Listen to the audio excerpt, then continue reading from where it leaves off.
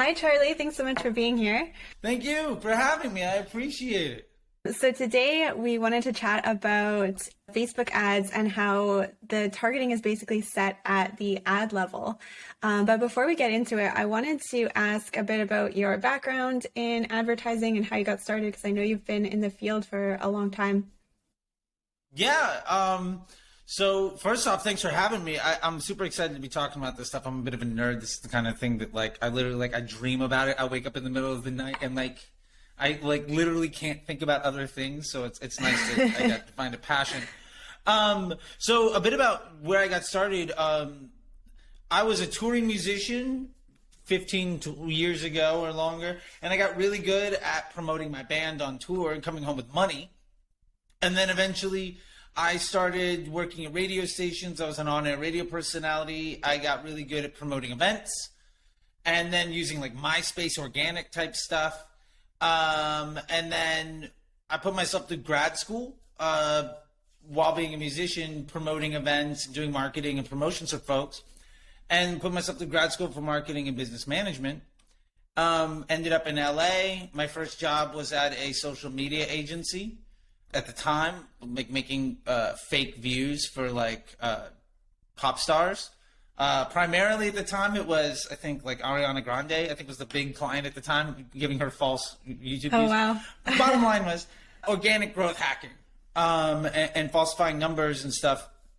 And then I went out on my own, and my biggest client at the time fired me one day because he said, "Hey, I dropped $100 in Facebook ads, and it did more for me than I pay you $2,000 a month for." And we were buddies. He was just like, "Look, I tried this thing and it's better, so I'm going to just pay you out for the rest of our contract, but know that I'm good. I'm going to go do this other thing."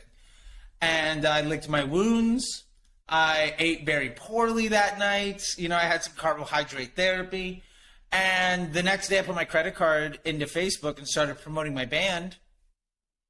And within 3 months, I was promoting stuff for Jamba Juice and Jay and Silent Bob, Comic-Con, speaking events and things like that. And then within 9 months of that, I was a supervisor at Omnicom, managing $1 million daily budgets. Because at the time when I started, literally nobody was doing Facebook. It was the ugly, stepchild, right? It was the thing that nobody really wanted to do because everybody knew email and everybody knew Google. And so I was the one person that had any spend. I had 9 months when the average person didn't even know you could do it. Again, just out of luck, right? I had a client that was ahead of the game. They fired me. I dove into it. And that was 2013 that all of this stuff started. So by the time 2014, 2015 rolled around, I was managing $1 million daily budgets for international brands at evil, faceless conglomerate ad agencies, managing big groups of people. And because I was very early on in the Facebook game, I remember after about 6 months, Facebook introduced the Facebook Pixel. 6 months after me having these 7-figure budgets, to actually have conversion campaigns instead of just being a pay-per-click network. Nobody else wanted to do it. So when Facebook came to the ad agency to try to pitch, advertise on Facebook, I was both the most experienced person in the room, and also because of my MBA and just the way that I was raised, my parents were both computer scientists, I was really, really good at conducting case study research, empirical data analysis and studies. So every time they came with a giant coupon of, "Hey, we want to test this brand new product, lead gen. We're going to try to do this crazy idea of a lead gen ad unit." When they were like, "Hey, we'll give you $5 million to test this. Who do you have?" I was the only person in the room that could raise their hand.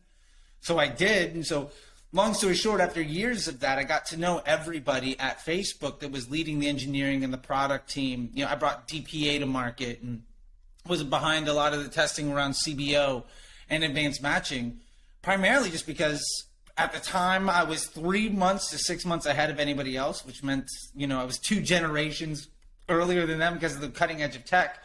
And because of my education, I had the ability to give their research team actionable feedback, and we just had this great relationship. So over the last 9 years or so, I've now gotten to the point of a couple $100 million in spend. My students and clients have done well over $1 billion in revenue.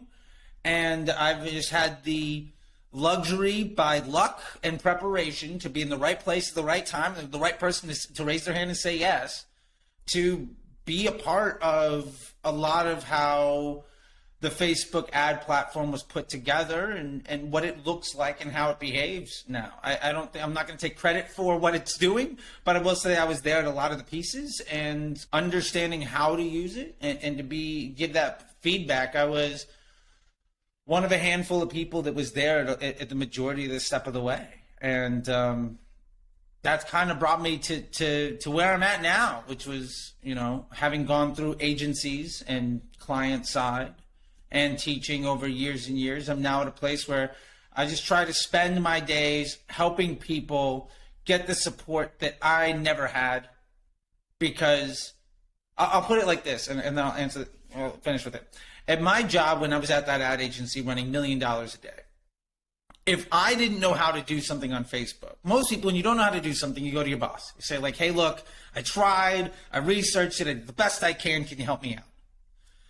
My boss literally took out her headphone, told me to check my job description, put her headphone back in and went back to work. And that was the level of support that I got. And that stuck with me. And so to this day, I just really want to help people learn from the experience that I've had, because I think there's been a lot of folks that don't necessarily understand things, but are very magnanimous, and there's a lot of bad advice out there that's really popular. And that's one thing that drew me to you, was you were saying something that I find to make complete sense and I completely agree with, although is sometimes seen as wildly controversial because it doesn't necessarily agree with whatever is the, common du jour, strategy of the day. And that was really appealing, which drew me into you. Yeah, so this idea that kind of the creative is set at the ad level, why do you think it's so controversial for so many people? I think the primary reason, when we're talking about ads do the targeting, I think the primary reason comes from the lineage of ad tech. So when I started in ads, everybody who was an expert, everybody in managerial positions had gotten into that space because they came over from television, or they were really good at Google, a search, or programmatic, or they were really good at email, right? So inventory and demand-based platforms, they were really good at that. And so what happened is this ideology of not necessarily respecting the end customer experience, but trying to monetize the attention that you had being the primary focus. And we see that all of the time, even today. And the idea that I think people have a misconception around what an audience does and around how the platforms work. And primarily this comes from that idea of, well, these are the segment of my audience. I just need to hit them all at this spot. If I get my cost per click below a certain rate, or if I get my click-through rate above a certain number, if my conversion rate is this, then everything will work out. And what they miss out of all of that is that Facebook is a completely different animal, right? It's a revolutionary idea around respecting the end user's experience and what they call an optimized CPM environment. And Snapchat copied it. Pinterest copied it, Instagram copied it, Vine copied it, RIP to Vine, TikTok copied it, YouTube copied it.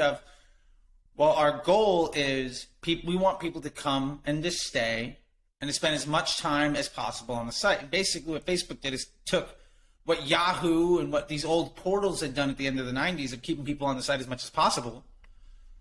They took that into a social feed where MySpace kind of fell short. And I think that ultimately the majority of folks that run ads or do marketing, they don't come from that. They don't come from organic social being their foundation and looking at ads as an amplification of organic. They might have any number of a dozen other pathways. And it's no slight against them. Like, everybody finds their way one way or another. But I think that's the biggest gap and the biggest piece, because almost every time when I talk to people, they have a strategy, this or that. I can reference it back to, oh, you learned that from Ezra Firestone. Great, smart guy, really successful, not a Facebook marketer, right? Or they learned that from Depeche. Smart guy, really successful, not a Facebook marketer. Or from Ty Lopez or Tim Bird or you know, Kat Howell or you know, any of these, Savannah Sanchez, who's more of an organic person, but still not a Facebook marketer, not a paid media marketer first. And I think that because they look at information as colored by that knowledge, they're always looking through the information they receive through the lens. You know, whether the woman or the man that they've learned from, very rarely are those people organic social into paid social in that aspect. So I don't know if you were organic first, but you totally got the right idea, which was drew me to you on the ads to the targeting piece, because ultimately the entire system is just built around the end user experience, and if you can monetize that, great. But you have to have respect for the other person, and I think that ultimately is something that, for what it's worth, I don't know that the email marketers and the search advertiser people I know, them it's a certain number at a certain rate at a certain cost, and they do as much as possible. Whereas Facebook advertisers, it's very much like, well, does this person like you? Can you have a relationship? Who's going to appreciate this type of content? And I can be polarizing at times, and I understand sometimes people like me, sometimes they don't like me, but I understand who's seeing my content, right? I try to be better at it. But my point to that is, I think Facebook is so driven by that user experience in a way that not a lot of people have been taught to value. And I think that's nothing more than the most successful people didn't come up Facebook first. They were already dominant in the field, and then they ported that over to Facebook. And we're now seeing generations of individuals who learned from somebody, who learned from somebody, who learned from that. And fruit of the poisonous tree, if you want to put it that way. I love that concept of the amplification of organic. I really think that that's how we should think about advertising, even in terms of the creative that you're making. I always tell my clients it should be something that looks like it fits into that newsfeed. Like if it's on TikTok, it needs to look like an organic TikTok video. And I think sometimes businesses get caught up in wanting to make something that, you know, is super professional or really reflects their brand in that way, but making something that feels organic and that matches the platform is really key for that. Yeah, I think so. I mean, at the end of the day, I look at it like this. I said this once to somebody in passing at lunch, and it stuck with me for years and years later. What we're doing as Facebook advertisers is trying to monetize being a burden to somebody else. Like, I don't go onto my Facebook, or I don't open up Instagram specifically to get sold to by salespeople.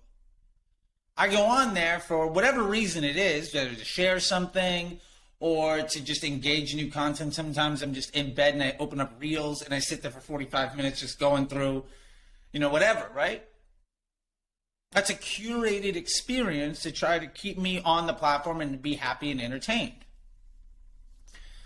So just like a billboard is some burden in the sky, like I'm trying to enjoy the sunset, and then all of a sudden there's this like thing, like that's the idea of a billboard, right? Or print ads in a newspaper. You're reading a whole bunch of stuff, and then boom, here's 20% off at Subway or something. I don't know why I'm not trying to take shots at Subway. I was giving an example. My apologies to Subway people.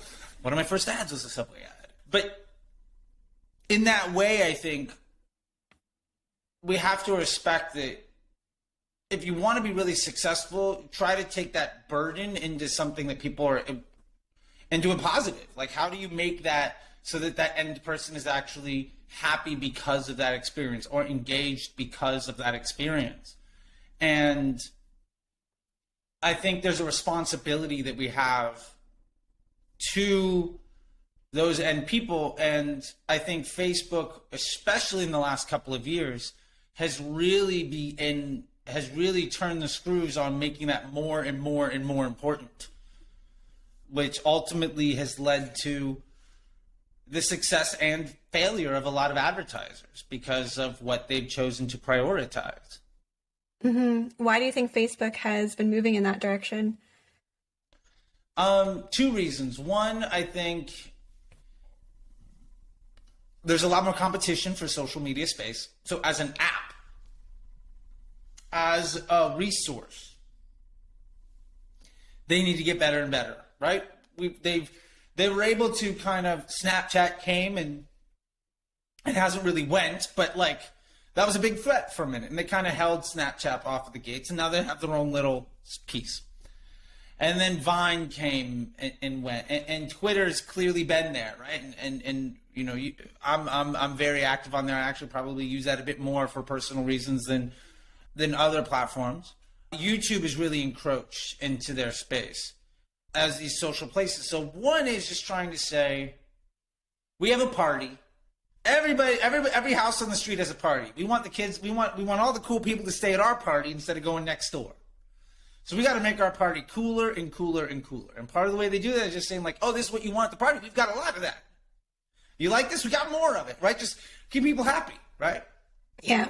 And I think another side of it too is that there has, on a grander scale, I think ultimately there has been, this is Facebook's way of responding to a lot of negative feedback that they've had as a business. You know, you go back to Cambridge Analytica type scandals and all of these other things. And one of the ways that Facebook can, ultimately one of the ways that you can remain in somebody's life and you can remain a valued member of the conversation, or Facebook is run to your home on a regular basis, right?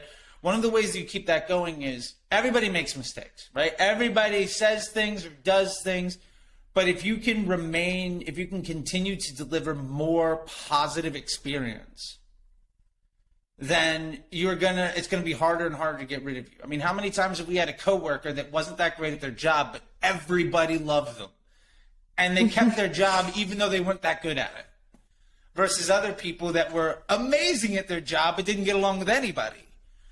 That interpersonal relationship, I think, is really key. And so part of this is, if you opened Facebook and it was literally a non-curated, completely chronological feed of every page that you had followed and every friend that you had, it would be such a mess and you would hate it and you'd be less and less involved. But the fact that every time you open it up, it's a reflection, it's a mirror on who you are and what you engage with, makes it more and more engaging. And it's psychological programming. Some of it is healthy, some of it is wildly unhealthy too. Like there's a downside to this also. Yeah, for sure. Echo chambers and all of that. Yeah. But I think that's part of their big piece is the better the user experience, the more likely you are to stay on there longer, right? And it's, you know, it's just like any other business. Like if I go to a restaurant and every time I go, the food is always good, I'm going to continue going back. I live in LA. I go to El Compadre. Anytime I want Mexican food, that is the spot du jour I'm going to. When friends come and visit, we're going to El Compadre. We're getting the flaming margarita. I'm getting a quesadilla. Like, I know what I'm getting. It's great. And so it's sort of just become that turnkey, like, I'm going to go here for a dopamine hit. I'm going to go here for, you know, whatever it is. And I think that they have solved that problem better than anybody else has before them in this space in a way that we hadn't really seen since the late 90s with the portals. I think Yahoo was the best at just being, you went to this one website and it was your entry point to or what America Online was in the, you know, in 97, right? Where you go to one place, you never even had to go out on the real internet because there was chat rooms, there was games, there was whatever you wanted. And I think Facebook is doing the best they can to kind of recreate that experience.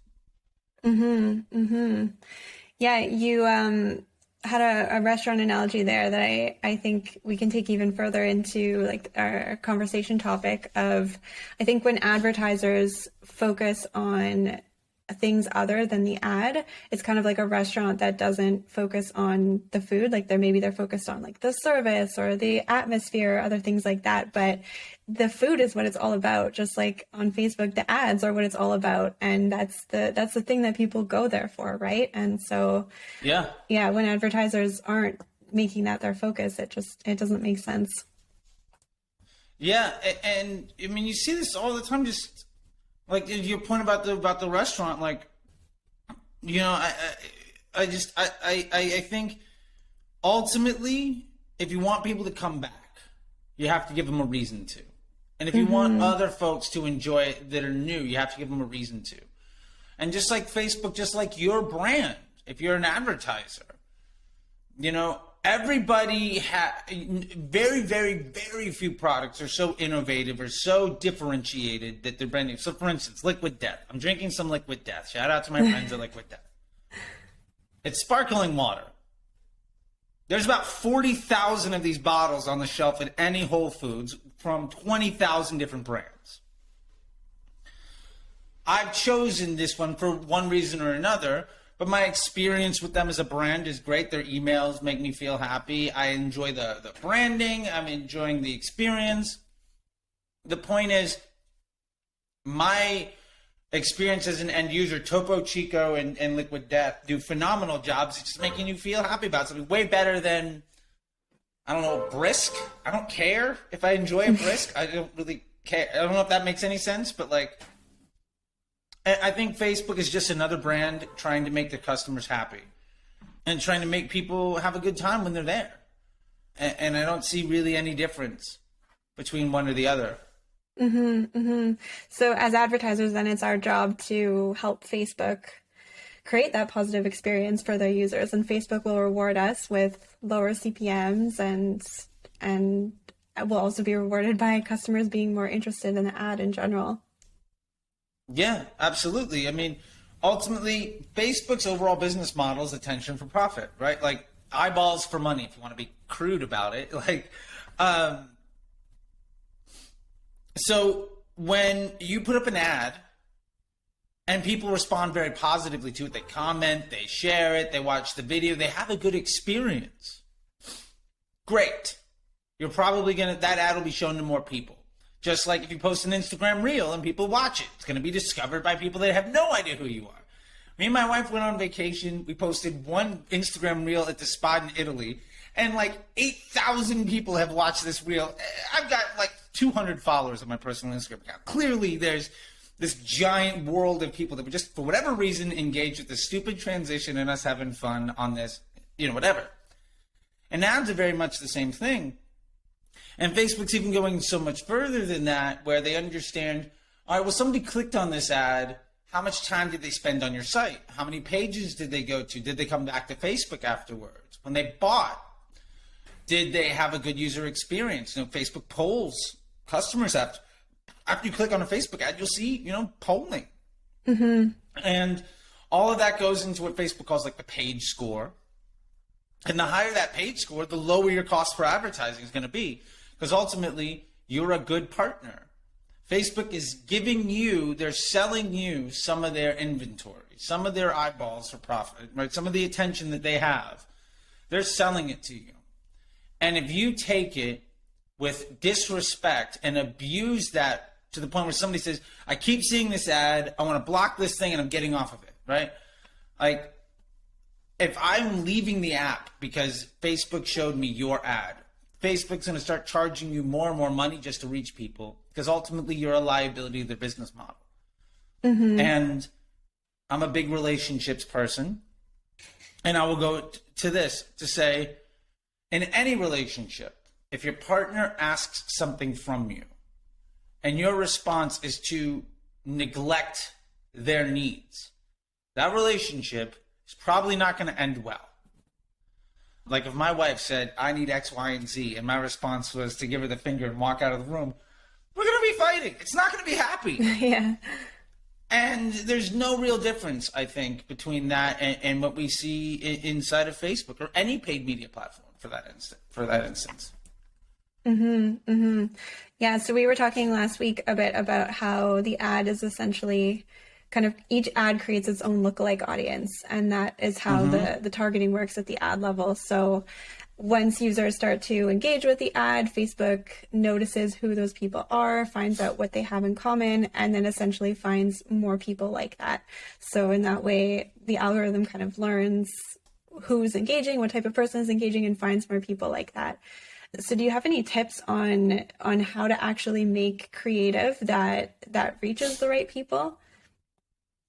Yeah, and I love the way you put that, the ad making their own lookalike. I've been saying that for years, and I think that is absolutely dead on, because, hey, if I'm in a room with 50 people, if you've ever done like door-to-door sales, or you've ever been like somebody on the street, like I was a door-to-door salesman for like Safe Light Auto Glass, like windshield replacement, like in Florida in a suit in the summer. It was terrible. But I've done that, right? And I've also been in Little League selling candy to people. And eventually you find out these people are going to probably say yes. These people are going to probably say no. And you get better and better at that. Facebook is just a salesperson figuring that out.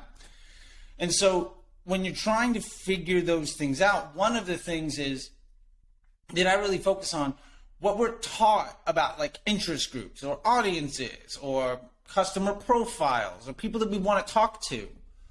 Part of that that's really important is to say, if I'm in France and I have a dog food company, one of the easiest ways for me to make sure that my ads get seen by the right people is to write an ad in French that says, hey, do you have a dog? That's, like that's a very easy way of targeting. And so a lot of times what we try to do is we will focus in on just that one piece of the conversation, but almost every product has features and benefits. There's positioning. There's a million different types of sales pitches that you can go into, right? Like if you're selling a minivan, right? It's big, or it's a good value, or it's really safe, or you can have 7 kids, or it's got little TVs in the back of every headrest, whatever it is, right? There's a million things. So I'll use this analogy. If you're trying to sell vegetables, right? If you're trying to sell me on broccoli, mind you, I'm not a big fan of broccoli. I'm more of a Brussels sprouts guy, so I'll use that as my example here. You might say, hey, look, we've got the lowest price broccoli. I don't care. Now, somebody else that's a big broccoli fan might be like, oh, you got the lowest cost. Great, thank you. I'm going to buy from you. Or you might say, oh, I've got the freshest.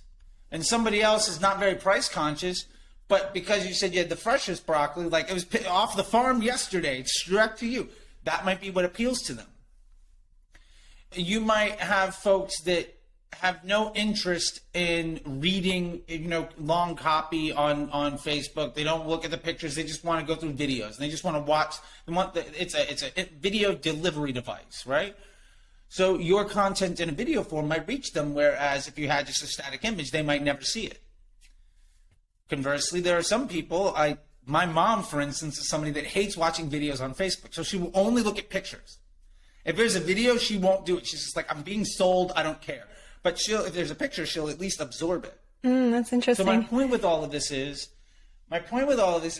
although she demands videos whenever I travel with my wife, so like, she doesn't care about other people's videos. She just wants to see videos of her puppy, of her, what she calls her grand puppies. That's all she wants, right?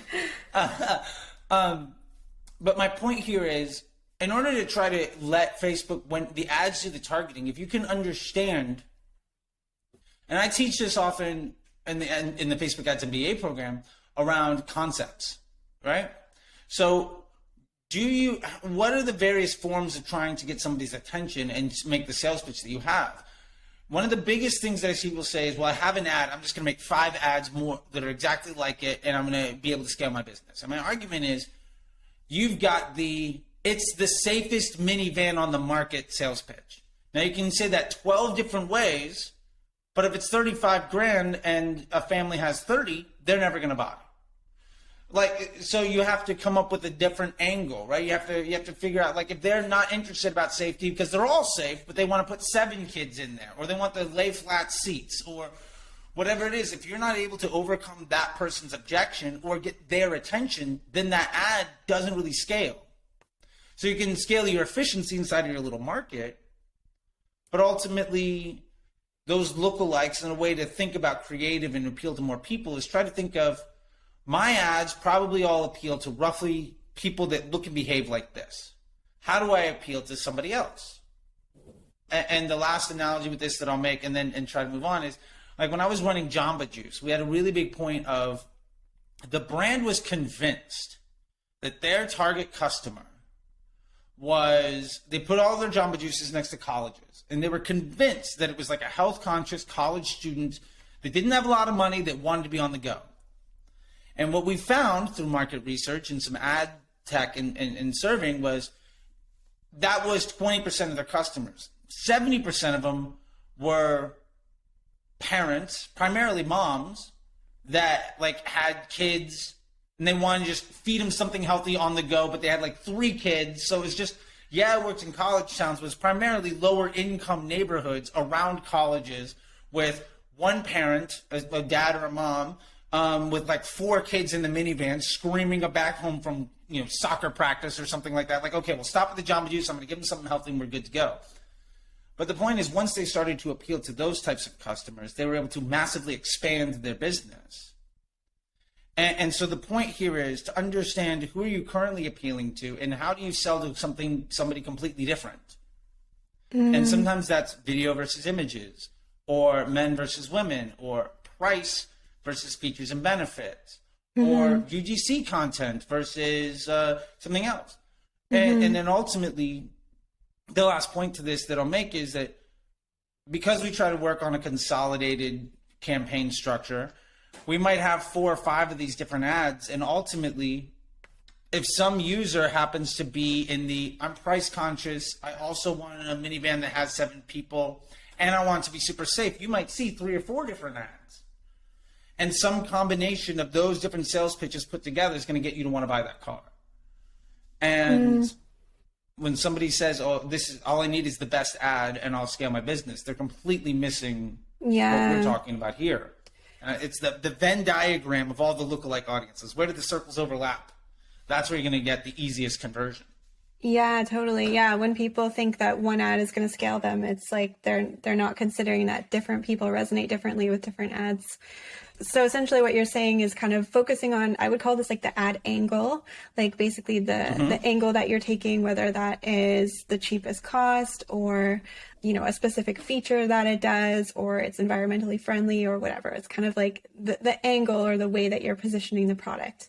Yeah. Totally. Yeah, no, absolutely. And those will all appeal to different folks, right? I mean, you and I have probably bought the exact same product for completely different reasons at some point in our lives. Yeah, right? Definitely. Do you ever worry that you might have inconsistent messaging? Like if you've got a bunch of different ads running, they're targeting different angles and people are seeing different things, would that create kind of like inconsistency for the people that are seeing those ads? I think so. I see that a lot. I think that comes from a lack of structure around how you do it. And so the way that I was taught was, here's our brand message. And we would literally create personalities, right? So there'd be a Leah, there'd be a Charley, there'd be an Allie, there'd be a Steven, right? And we would put in like attributes of these people and what they might look like. And there was a customer personas. And we would try to sell to each one of those customers, but ultimately under the umbrella of this is what the brand is. And when you have a very clear brand identity, then you don't get too off topic with the conflicting nature of things. And I think one of the biggest sources that people have with the conflicting nature is they're trying to sell too many things, right? So most big businesses that I've seen be successful, or small businesses that have grown, come around a flagship identity or flagship offer, or flagship product, right? 1 or 2 things they can spend all of their money on to scale the rest of their business. And everything makes sense because the people coming in are you're solving this one problem and then you're expanding on it. When you try to solve a bunch of them, it becomes really, really easy to have a conflicting nature, right? I mean, one of my brands that I'm a part owner in is a women's clothing brand, like a shapewear brand. And one of our biggest competitors at one point is trying to be appeal on a very aesthetic nature, and at the other point trying to appeal on a very like shapely thing. So they have this big conflict of some of their models have what I would consider wildly unrealistic body types. And then other models are the every person, but there's a big miscongruency in that messaging. And so half the time, you know, I did some test buys with them. And if you buy the shapewear, then you see you also see messaging for like, you know, these supermodel body types. It's like, there's no way I'm ever going to buy any of this stuff. But you got me because of like the cami shapewear, like compression, whatever. And it's just, that brand is struggling because they don't have an identity. Mm-hmm. And I think that's the biggest point. Yeah. I think of it the same way. When I work with clients, I always look at what I call the core benefit, which is kind of like the main benefit that the product has that appeals to everyone, and then make sure that each angle that we're testing still has that messaging of the core benefit so that we can have that kind of cohesive message that runs through all the campaigns. Yeah, I mean, at the end of the day, most brands have one unfair advantage on the marketplace. One thing that sets them apart from the other people, or they're completely ignorable. So I love the idea that you're trying to make sure that that one single identifier is present in all messaging. Mm-hmm, you know, I mean, Nike has the Just Do It. They got a million different ads that appeal to a million different products to billions of people, but there's this ethos that goes into everything. And I think that that's really key. Yeah, definitely. So I know that as part of what you teach, you talk a lot about broad audiences and not using a lot of like interest targeting or things like that. Do you ever have clients that, or would you ever recommend that someone, you know, you talk about all these different angles, would you ever recommend that someone create separate audiences for each of those? For example, if you're promoting an environmentally friendly angle, would you want to market that to a sub audience that has more specified targeting than broad? I generally don't, and I haven't for years. And I'll be honest, I fought that tooth and nail. When CBO was in development, I had what I call bucket-based CBO, which a lot of people know as cloud CBO from Tim Bird. They may or may not have come out in around very similar periods of time, and I may or may not have been in an audience when he introduced some of that stuff, and I may or may not have known what some of the slides were going to be later on. Either way, I was a big fan of custom messaging for a bunch of audiences, and I micromanaged everything, and I worked really hard, and I believed in that wholeheartedly, and I knew that by force of will, if I worked harder, I could make more money, and it was really empowering. But at some point, there's a law of diminishing returns. Like, I can't work 30 hours a day. I can't be on top of 200 ads. And ultimately, I think hard work is valuable. But Facebook is the thing that's doing the hard work. You're its manager. And so if you have an employee that's working really hard and then you work really hard to micromanage everything that employee does, the likelihood of that employee being any good at their job or happy with their job or sticking around is pretty low. And so my point to that is ultimately,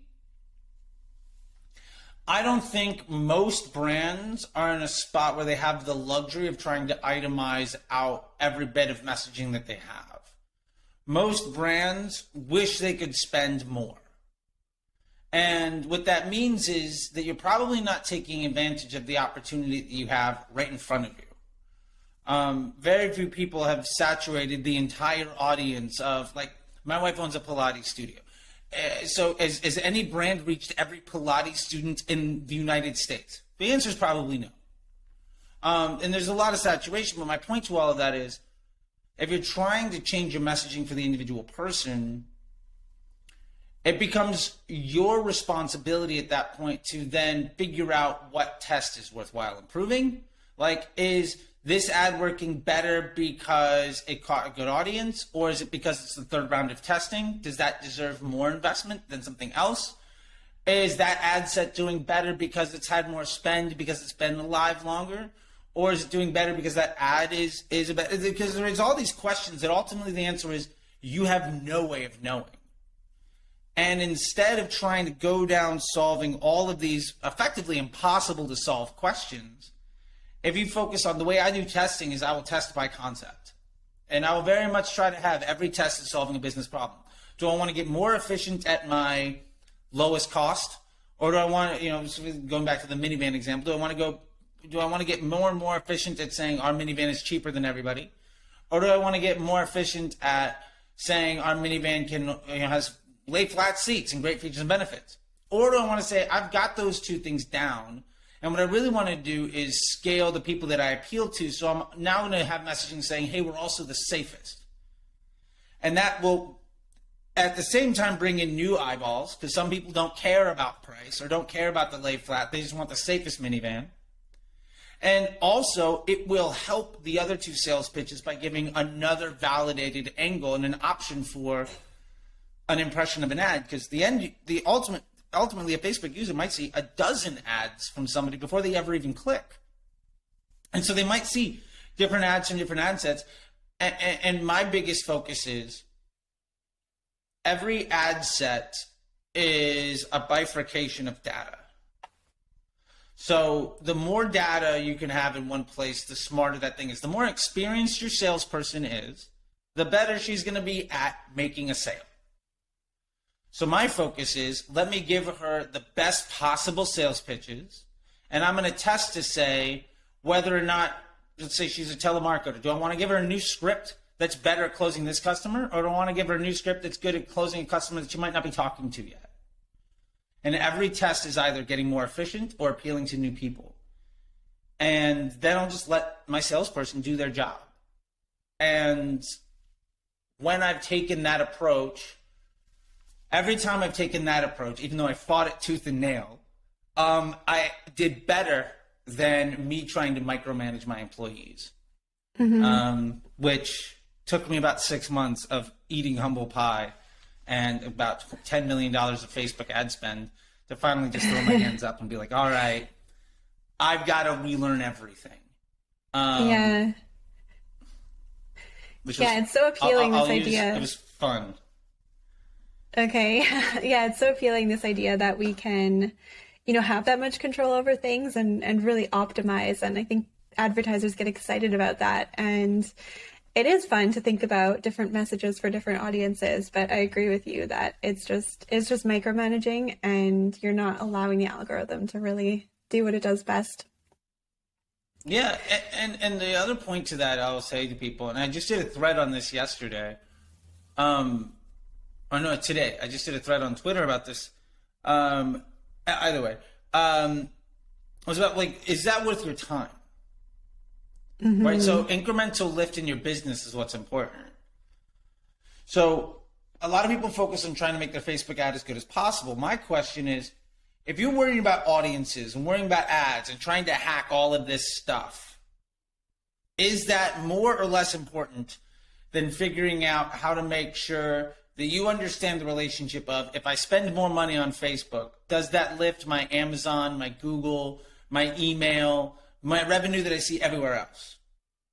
And then ultimately, how do I best create an environment to improve my site's conversion rate and the AOV of my customer, the LTV of my customer, and that customer relationship? There's only so many problems you can try to solve for. And you can't test what happens after the click if you're testing how to get a click. So you can't test a million ads and then also do a landing page test. Because if you've got 20, 50 ads out there, you can't say, well, I did a landing page test and dark mode won over light mode. Well, you also had a million different things of a million users coming from completely different experiences. That test that you're running after the click is completely useless. So you can make small changes to improve your Facebook ad account. That's great. But I had a boss that told me this. It's like, you can't move mountains if you're worrying about the pebbles, right? Like, if you're trying to hack an audience, what that means is you're not improving the customer journey. Like, there's no way you can do all of these things at once. One of these might have a 3% change in your business. The other one might have a 300% change in your business. Which one of these things is really worthwhile? And ultimately, you've trusted you've decided to hire Facebook as an employee because you trust that they can do their job. Your job is to give them the best tools so that they can go out there and do their job. You keep it simple, and you let it be stable, projectable, and effective. And then you maximize the value of it. until you go back to it and you say, all right, I figured everything else out. Now I'm going to make this better. And when you do that, that's how you take a struggling $3 or $5 million business and you make it a $100 million business. I've done that more than a handful of times, of taking folks that are struggling a 6-7 figure and having 8 or 9 figure exits. And the vast majority of what they all have in common is focusing on thinking bigger and thinking bigger and thinking bigger and trying to stop solving. Just because there's a million different buttons you can click doesn't mean that you should touch any of it. Right? Like, I'm sure my car has 20 options that I've never once used. I know I have a Kia. I know it's got the heated seat because my dog hits it every time he walks in to the car, and it's got the autopilot mode, and that's about, and Bluetooth. Other than that, there's probably a million things I paid for that I'll never use, but it does the job. And so that's, I think, allocation of resources is wildly undervalued. So why does Facebook have interest targeting? I know you touched on this a bit in our conversation previously, but what's the story on the history of that? So the reason we even have interest groups, which Facebook is trying to get rid of, and they get rid of thousands and thousands of them. And by the way, side note, if your entire business is built on an interest group and then you wake up tomorrow and Facebook says, oh, by the way, we got rid of it, what are you going to do? Like, that is a castle made on sand that too many advertisers are sitting on right now. That is a problem. I would never try to build my business on the back of something that could disappear tomorrow without my control. Very unstable place. Facebook interest groups basically come from Google's affinity audiences. So when Facebook first came around, Google was a pay-per-click platform, and it was the dominant force in the world. Facebook came around trying to be what we call a pay-per-click. It was a PPC platform. It was cost per click, and hopefully something happened. And you have to place 1 million pixels all over your site just to track everything, and you're going to hopefully try to make it work.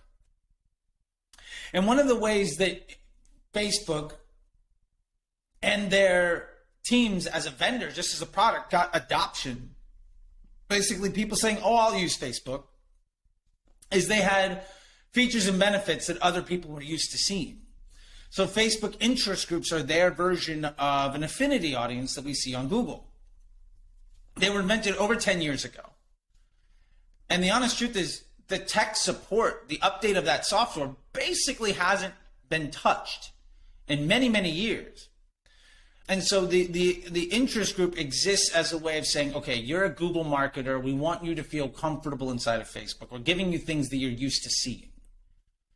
And that's where it came from. But I think a lot of people think, well, these people are interested in dog food, so I'm going to show my dog food ad to these people, and Facebook's just going to force it onto them, which is, Facebook would do that anyway, but now you're paying extra money to force ads onto people. And the downside of an interest group is interest groups cost extra. Anytime you layer targeting on top of a broad, it comes at a fee. Back in the day, you used to literally see, like, it was like 10 cents or 20 cents or 50 cents added to your CPMs to do. And this is back when CPMs were like $2-3. So it was like really costly. But now what you're basically doing with an interest group is you are paying extra to prevent that ad's lookalike audience from being able to see everybody that it wants to, specifically to focus and force your ads on a particular population that very likely would be less receptive to that ad than just letting that ad go out and find. That lookalike audience of that ad is probably not a complete circle in a Venn diagram with the interest group audience, right? There's probably some overlap and there's some that isn't. Well, everybody that ad would not have been shown to when you give it to broad with just letting that ad lookalike do the targeting, every impression that you serve there is a much lower quality one. And what ends up happening is when you spend a lot, when you pay extra to deliver more and more low quality impressions to people, what that ends up doing is it raises your cost as an advertiser across your entire ad account, which is why even your good ad might cost you $30, $40, $50 CPMs, is because Facebook is seeing you as a liability to their bottom line, kind of, wrapping up everything that we talked about here, putting it in a nice little bow. That's a big piece that where it comes from versus how it's used. It was invented to make Google people feel comfortable on Facebook. Then 10 years went by. Facebook is not a pay-per-click platform. So it's old technology meant to solve old problems. But again, because the people that were really good at Google and email were the first people that were big thinkers inside of Facebook, those lessons continue to trickle down. And so we see this continue to be something that's valued, even though objectively speaking, when you lay it out on a sheet of paper, there's not a legitimately good argument to support it that I've seen in years, other than, well, somebody told me I was supposed to do this and it's working for me. Which, hey, look, if it's working for you, great. Don't just set it on fire just because some stranger on the internet told you it's a bad idea. Just understand what you're doing is you're paying extra to have a lower overall quality relationship that is going to be more and more difficult and expensive to maintain and ultimately limit your ability to grow. And that's the investment. Every dollar you spend there is limiting your upside.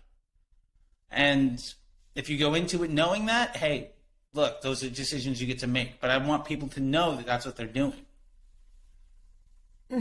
Yeah, that's super fascinating. And really, I hope helps people to really understand kind of the nature of Facebook and why the ads are so important and making ads that Facebook wants to show people.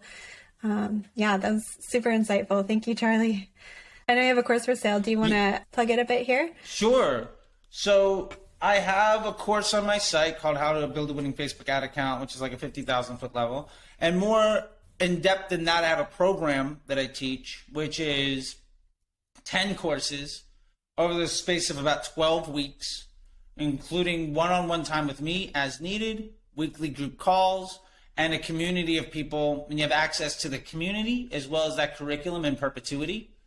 And my big focus there is I am working on helping people understand how Facebook works, how to properly measure results, prove incremental lift, do creative testing properly, and project manage teams. And it's called the Facebook Ads MBA program. And primarily, you know, it's not how to run a Facebook. It's not how to set up Facebook ads.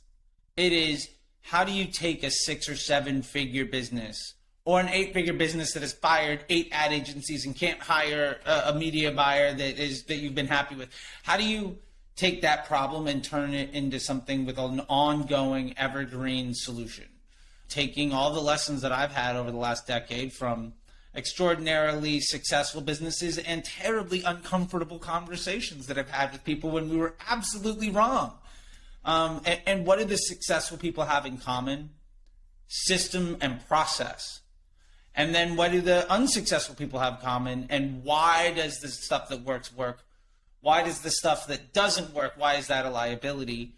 And ultimately, my focus with that is to give people the confidence to be able to execute properly, to kind of demystify a lot of this stuff. And it's great for really 3 kinds of people. Entrepreneurs, business owners that may have been unhappy with media buyers or ad agencies. They weren't happy with the results, and they just want to own that information themselves and maybe hire internally or get better at finding a solution for them long term.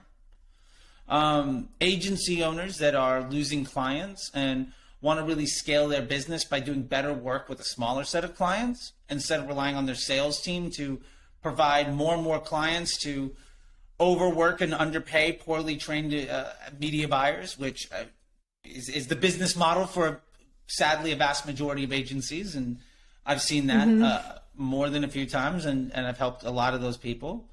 And also freelancers, people that have gone out on their own that want to do this for a living. How can you install a system and a process that, regardless of the vertical, teaches you how best appropriately to think like a CMO, use Facebook as a market research and intent creation device, and ultimately improve your transparency, communication, and accountability? Because those are the things that really separate somebody who is paid to hit buttons and hopefully spend a budget and prove that they paid for themselves. What separates them from somebody who can name their own number to work with a business because the employees at that business get to go home at 5 o'clock and see their family because they're not there all night because you're providing that opportunity. And that is my why at the end of the day. I've been in the hustle porn culture, like, you know, where like if you left before 8 o'clock at night or you showed up after 9 a.m., like you were shamed. And I've seen businesses struggle, and I've seen what that does to people's hopes and their dreams and their families. And I just want to provide an alternative solution for people to have the resources to never have to face that issue again, and instead be in a position of opportunity. Like, when maybe your issue is you need to go out and get more funding, or you have to hire 3 more people, like these really awesome problems. Like, those are the types of things that I want people to have, instead of working through vacations and being stressed out and having to fire people or, you know, give up on their dreams. And so that's really what that's about. That's a much more esoteric thing than saying, I'm going to tell you how to set up a Facebook campaign, because ultimately the Facebook blueprint will do that for free. I'm here if you're ready to take that skill set and turn it into something much more. And yeah, sounds like a great program. My days are filled with happy people. I have the luxury. I say this: if you want to have self-esteem, do esteemable acts. And my days are filled with helping people be happy, and that makes me sleep like a baby most nights. That's great. So where can people find that? I have regular webinars that go through my process of that, and you can sign up for any of those at apply.facebookdisruptor.com. You can see those webinars. You can't just sign up for the program. I interview everybody. If you want to reach out to me, I'm literally everywhere. My handle on everything is @CTTheDisruptor. You can check out my site, facebookdisruptor.com, but primarily signing up for that webinar will give you a really good idea of the skills and tools that we teach, as well as ways to just, like, if it's not ready for you, you can take a lot of it and you get some freebies and you get some knowledge, and you can walk away probably in a better place than when you started. So it is not one of those timeshare sales pitch type deals. If I can be helpful to you, awesome. If you want more help, I'm available. Cool. That sounds great. Awesome. Thanks so much, Charley. Thank you so much. I appreciate it. You know, it's nice to talk to other men and women in this business, and especially when we're on the same team and trying to make things work. That's a great thing. And one of the biggest things about being an internet marketer is you can feel alone. And it's great to actually have relationships and conversations with people that's not just text on a screen. Yeah, so definitely. I appreciate you giving me your time so I get to know you. And